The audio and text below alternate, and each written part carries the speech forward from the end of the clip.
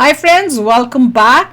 पाकिस्तान के साथ Kim Jong ऐसा करेगा, सोचा ना था। नॉर्थ कोरिया ने आखिरकार चुकाया भारत का एहसान। अच्छा, चलो देखे भैया क्या हुआ है। वीडियो शुरू करते हैं। वीडियो शुरू करने से पहले अगर आप चैनल पर नए हो और आपने अभी तक सब्सक्राइब नहीं किया तो जल्दी से पहले सब्सक्राइब के बटन और बेल आइकन को क्लिक कर लो ताकि आपको हमारे सारे न्यू वीडियोस के नोटिफिकेशन मिल जाए जैसे हम अपलोड करें। अगर आपको वीडियो पसंद आता है प्लीज लाइक एंड शेयर। चलिए शुरू करते हैं।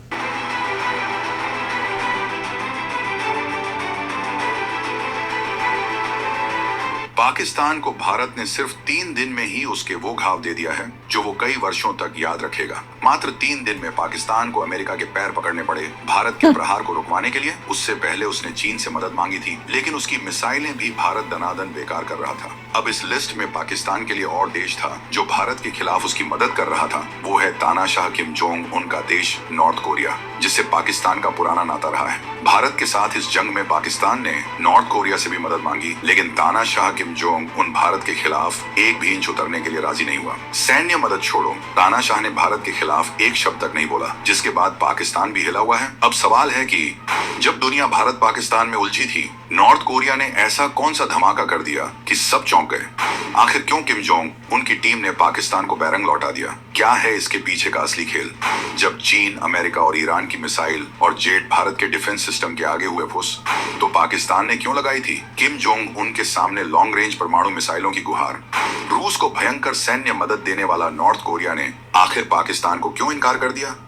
2015 में पाकिस्तान के सपोर्ट में कश्मीर पर बोला था किम जोंग उन, लेकिन फिर मोदी ने ऐसे क्या ताबीज बनाया कि पाकिस्तान को दिखा दिया ठेंगा।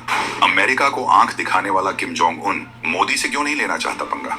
नॉर्थ कोरिया ने भारत को वो कौन सा वादा किया था जिसे वो आज तक निभा रहा है? दोस्तों, आज की कहानी सुनकर आपके होश उड़ जाएंगे। एक तरफ है हमारा पड़ोसी मुल्क पाकिस्तान, जो आए दिन गीदड़ भभकियां देता रहता है, कभी न्यूक्लियर हमले की धमकी तो कभी कुछ और। उसके पास बाबर, गौरी, शाहीन जैसी मिसाइलें थीं, जिन पर वो खूब इतराता था। सोचता था कि इनसे वो भारत को डरा देगा, लेकिन भाई साहब, भारत ने अपना ऐसा मिसाइल डिफेंस सिस्टम खड़ा कर दिया है कि पाकिस्तान की सारी हेकड़ी निकल गई। खबरें तो यहाँ तक हैं कि भारत के आकाश और रूस वाले S-400 डिफेंस सिस्टम ने इन मिसाइलों को खिलौना बना दिया है। जब उसकी परिणामों मिसाइलें भी काम नहीं आई तो पाकिस्तान भागा अपने सदाबहार दोस्त चीन के पास। चीन ने उसे दी अपनी सबसे घातक PL-15E मिसाइल दे डाली। पाकिस्तान खुश हो गया, सोचा अब तो भारत गया काम से। लेकिन भारत की ताकत का अंदाजा उसे कहाँ था।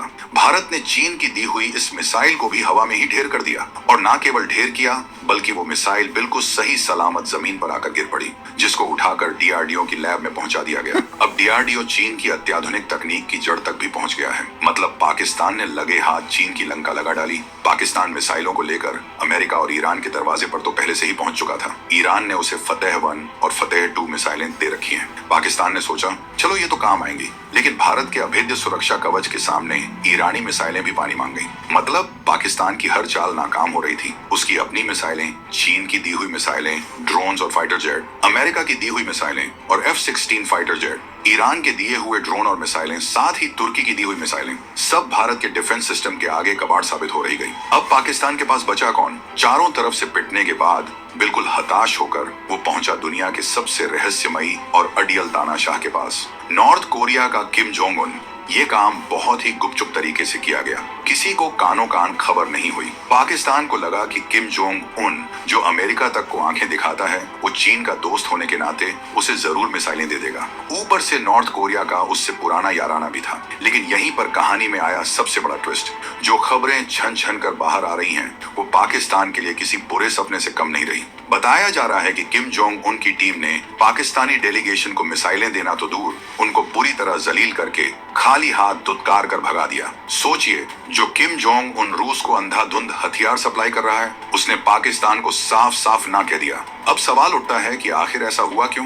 किम जोंग उन, जो अपनी मनमर्जी के लिए जाना जाता है, जो चीन और रूस का करीबी दोस्त माना जाता है, उसने चीन के सदाबहार दोस्त पाकिस्तान को ऐसा झटका क्यों दिया? अमेरिका और यूरोप को जूते की नोक पर रखने वाला किम भारत के खिलाफ जाने से क्यों कतरा रहा है? क्यों वो मोदी से पंगा लेने के मूड में बिल्कुल नहीं दिख रहा? क्यों किम जोंग उन तुर्की, अजरबैजान या ईरान की तरह एहसान फरामोश नहीं निकला है? क्यों उसने चीन की तरह दोगला कैरेक्टर नहीं रखा? तो दोस्तों, ये सवाल हर किसी के दिमाग में कौंध रहे हैं। नॉर्थ कोरिया, जो खुद दुनिया में अलग थलग पड़ा है, वो भारत का फेवर क्यों ले रहा है? इसका जवाब छुपा है इतिहास के पन्नों में और भारत की उस कूटनीति में जिसने किम जोंग उनको भी सोचने पर मजबूर कर दिया। तो दोस्तों, बात है साल 2015 की। उस वक्त किम जोंग उन नया पावर में आया था और शायद जोश में होश खो बैठा था। उसने कश्मीर के मुद्दे पर पाकिस्तान का फेवर लेते हुए एक बयान दे डाला। ये भारत के लिए चौंकाने वाला था। नॉर्थ कोरिया और पाकिस्तान के बीच पुराने रिश्ते तो थे ही, खासकर न्यूक्लियर और मिसाइल टेक्नोलॉजी के लेन देन वाले। कहा जाता है कि पाकिस्तान ने नॉर्थ कोरिया को परमाणु बम बनाने की टेक्नोलॉजी दी और बदले में नॉर्थ कोरिया ने उसे मिसाइल टेक्नोलॉजी सप्लाई की।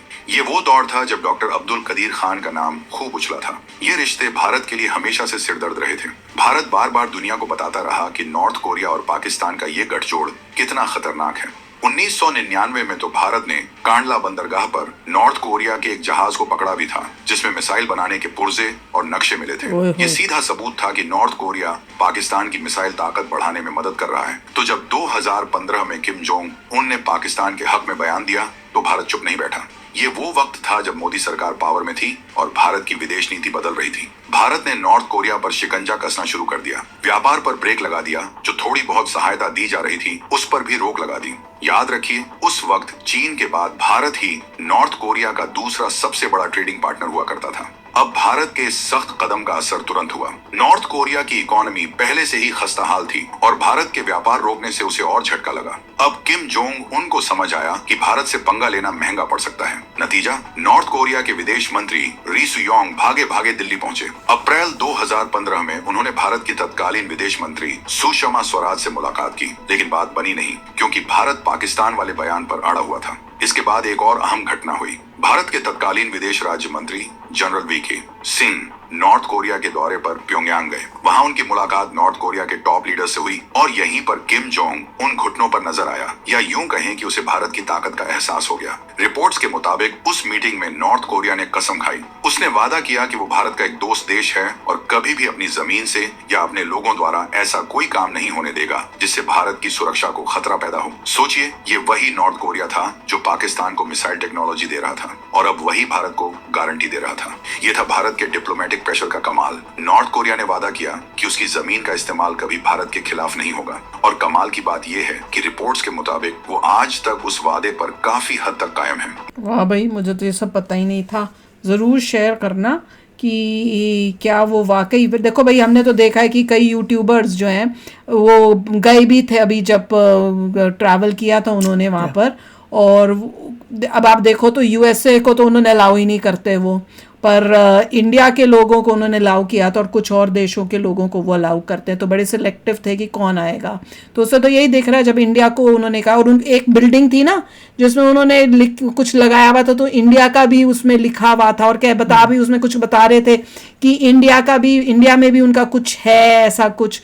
तो मैं बड़ी कंफ्यूज हूँ कि इंडिया में वहाँ पे नॉर्थ कोरिया का कैसे हो सकता है। तो उससे ये तो पता ही चल रहा है। और अगर वो वाकई ऐसी कोई हुआ कि पाकिस्तान ने इनसे बोला कि हमें भेजो और इन्होंने ना किया, तो भैया बहुत ही कमाल की बात है। क्योंकि आज के ज़माने में जिस तरह से बाकी देश कर रहे हैं, जिनको हमने इतनी हेल्प की, ईरान इज़ एन एग्जाम्पल, उसके बाद भी उसने इतना मतलब वो किया कि अपने ड्रोन्स और वो सब भेजे और इंडिया को झूठ भी बोला कि हम तो रिफ्यूलिंग के लिए आ रहे हैं। उसके अलावा उनको चलाने के लिए अपने लोगों को, अपने ऑपरेटर्स को भी तक पाकिस्तान में भेजा ताकि उनकी हेल्प कर सके उन ड्रोन्स को उड़ाने में इंडिया के खिलाफ। तो उससे आपको दिख ही रहा है। तो दिस इज, देखिए, नॉर्थ कोरिया जो है बेसिकली चाइना के अंडर है। सारे पे सैंक्शंस लगे हुए हैं, ज़्यादा ट्रेड नहीं कर सकता, पूरा चाइना के अंडर है। तो जो चाइना चाहेगा एंड ऑफ द डे वही करेगा। अगर नहीं कर रहा अभी तो बाद में करेगा, बट मेन कल्प्रिट चाइना है और नॉर्थ कोरिया उसके अंडर है। अच्छा, और नॉर्थ कोरिया पूरा डिक्टेटर है और उसको रशिया से भी हेल्प लेता है, चाइना से भी हेल्प लेता है। दैट इज तीनों ही तो डिक्टेटर्स हैं, तीनों ही डिक्टेटर कंट्रीज। चाइना उसे फोर्स कर सकता है कि पाकिस्तान का साथ दे। तो चलो देखेंगे अब आगे से, तो वो भी देखना पड़ेगा। पर एनीवे, अभी तो उन्होंने नहीं दिया, विच इज गुड। तो चलो आप भी शेयर करना अपने थॉट्स। चलते हैं, मिलेंगे नेक्स्ट वीडियो में बहुत ही जल्द। Till then take care and bye bye. तो अगर आप मेरे इस चैनल पे नए हो तो जल्दी से सब्सक्राइब के बटन को हिट करो और बेल आइकन को क्लिक करो ताकि आपको मेरा जब नया वीडियो मैं लगाऊं आपको उसके बारे में जल्दी से पता चल जाए।